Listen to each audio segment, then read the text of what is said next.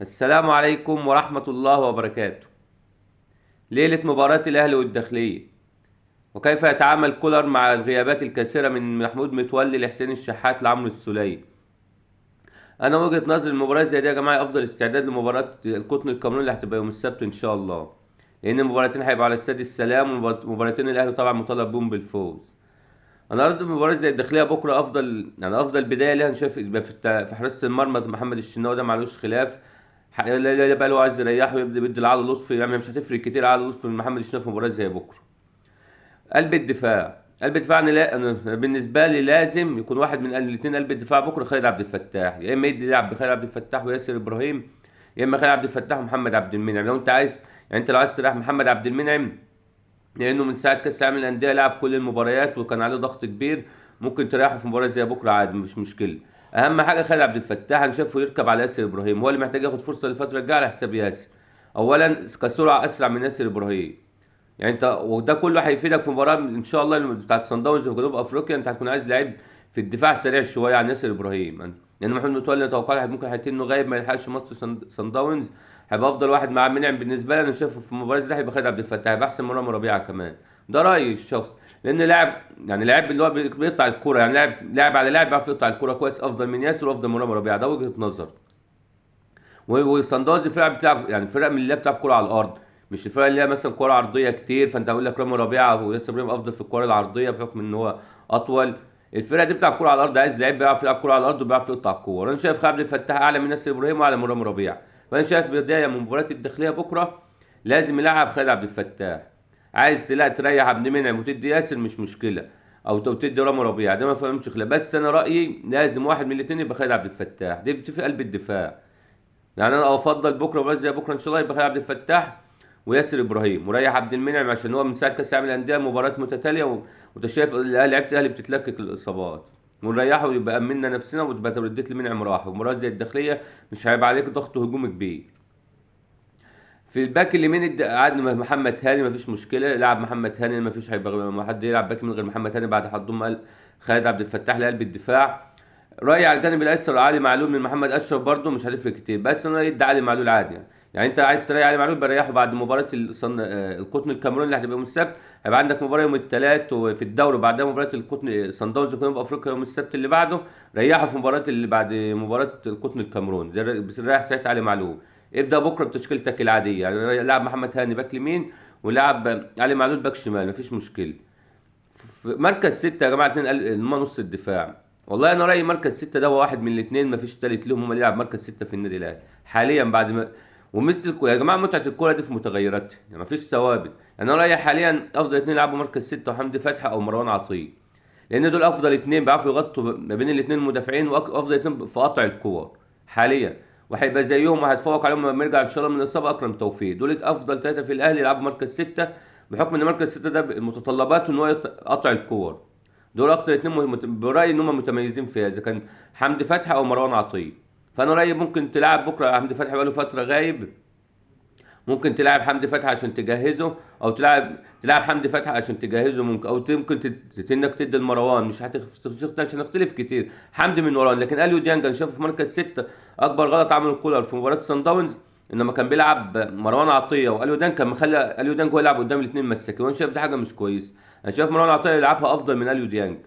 وشفنا حتى الكوره اللي قطعها لما هو متولي المهاجم وكان خلاص هيسددها حط رجله قدامه فيه.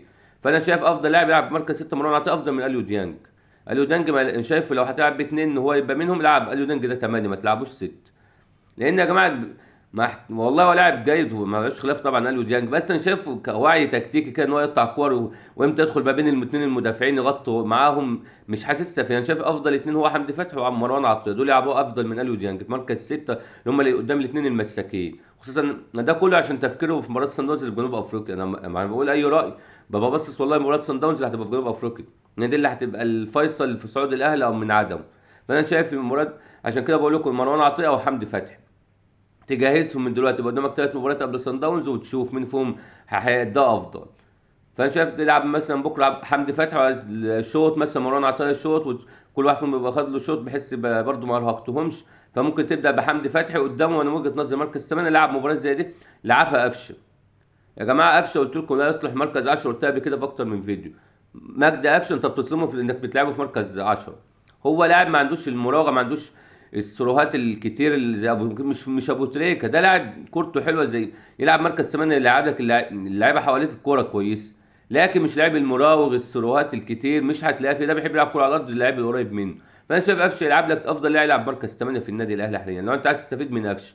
غير كده انت الجمهور هيتم ينتقد قفشه، يا تلعبه 8 يا ما تلعبوش حاليا، انا وجهه نظري كده. يبقى انت تلعب بكره بحمدي فتحي وقفشه 8، ولعب قدامهم احمد القندوسي. يا جماعه لازم يبدا بقى ياخد فرصه مرات زي الداخليه عشان تجهزه للقطن وبعدها صن داونز. شايف القندوسي ده؟ انا شفت له نص ساعه لعبها قدام الهلال، والله لاعب موهوب وكورته عاليه، وعشان حتى نعرفوا احنا صح ولا احنا متوهمين فيه، نديله مباراه زي بكره زي مباراه الداخليه يلعبوا في مركز 10، يبقى احمد القندوسي مركز 10، يبقى حمدي فتحي ومحمد مجدي قفشه ويلعب قدامهم القندوسي. ده وجهه نظر. يلعب على الجناح الايمن بعد غياب حسين الشحات، انا رايي بيرسي تاو يلعبوا بكره، ما فيش غيره، في بيرسي تاو يلعبوا جناح، يبقى القندوسي على يمينه بيرسي تاو، على شماله بقى انا وجهه نظري طاهر ما يلعبش. وده يا جماعه الناس تقول لك ما طاهر قبل كده ممكن يجيب يعني كان لاعب كويس، كان كله بيقول عليه لاعب كويس، لكن قلت لكم تاني يا جماعه هي المتغيرات الكوره. الكوره دي ما فيهاش متعتها في متغيراتها.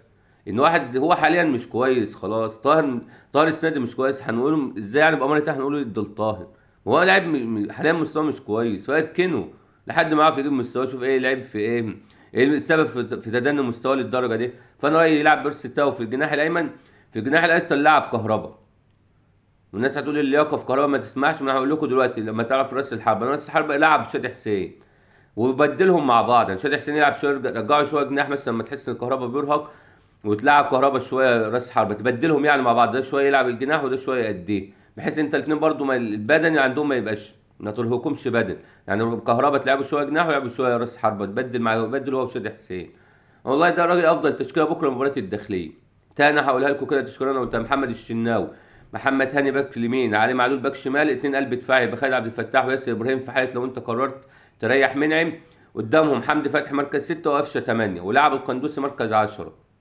على اليمين بيرسي تاو، على الشمال كهربا، راس حربة شادي حسين. ده بالنسبه لي افضل تشكيله لمباراه الاهلي غدا في مباراه الداخليه.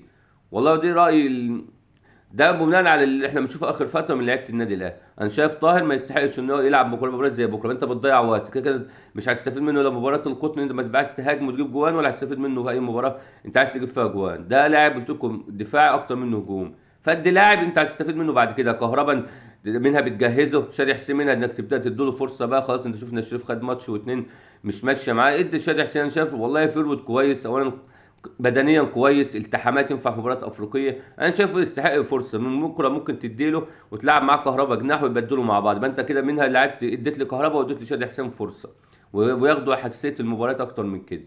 ده رايي التشكيله اللي تبدا، افضل تشكيله تبدا مباراه الداخليه. وطبعا الراي الاول والاخير لمستر كولر، بس بقول رايي الشخصي يعني اللي انا شايفه افضل حاجه مباراه زي بكره. نطلع مباراة الأهلي والداخلية. حابب النهارده أتكلم على بعد كده عن مباراة المنتخب الناشئين التونسي. كان النهارده بيلعبوا زامبيا وفازوا 2-1 وتأهلوا كمركز تاني، ومبارك لمنتخب تونس. أنا اتفرجت على المباراة ده خصيصا عشان أشوف اللاعب محمد الضاو كريستو، وبأمانة يا جماعة فعلا اللاعب ده هيبقى مستقبل في النادي الأهلي. أحرز هدف الفوز، هدف التاني لمنتخب تونس، راوغ اللاعب دخل بيه جوه وشاطها بالشمال قوية عالية على الحارس. بأمانة لاعب لمسته عالية، أنا شفت له أكتر من لمسة في المباراة، بأمانة لاعب لمسته حلوة يجي منه. بأمانة يعني الأهلي موفق، أنا رأيي إن هو وفق في صفقة محمد الضاوي ده. رأيي إن شاء الله هيبقى من الإضافات القوية للنادي الأهلي. هو بس عايز شوية تظبيط، إن هو الموضوع إنه بيطول بالكرة زيادة عن اللزوم شوية، عايز يهديها شوية، بس يا جماعة ده بحكم السن برضه لسه عنده تقريبا 18 سنه، دي بالخبرات. لكن لاعب عنده بيلعب كوره بينيه، في لاعب كوره يلعبها بينيه جميله، ولاعب كوره سلو حلو برده. اللاعب مهاجم بس اللاعب ما تعاملش معاه كويس، يعني في نفس بيعرف يلعب سرعات كويس، مراوغ كويس، لاعب سريع جدا ما شاء الله. فانا شايف لا لاعب مستقبل للنادي الاهلي. انا تابعت مباراه تونس خصيصا عشان اشوفه والله. لا محمد الضو ده اشوف فعلا هو لاعب ايه مميزاته وايه عيوبه، هل هو لاعب ده هيفيد الاهلي ولا لا. فلما شفت له يعني شفت معظم المباراه بتاعت تونس وزامبيا النهارده، بامانه لاعب ان شاء الله هيبقى اضافه قويه للنادي الاهلي في المستقبل. تذكروا كلامي ده. ومع منتخب تونس وكريستو اكون نهايه حالاتي. والسلام عليكم ورحمه الله وبركاته.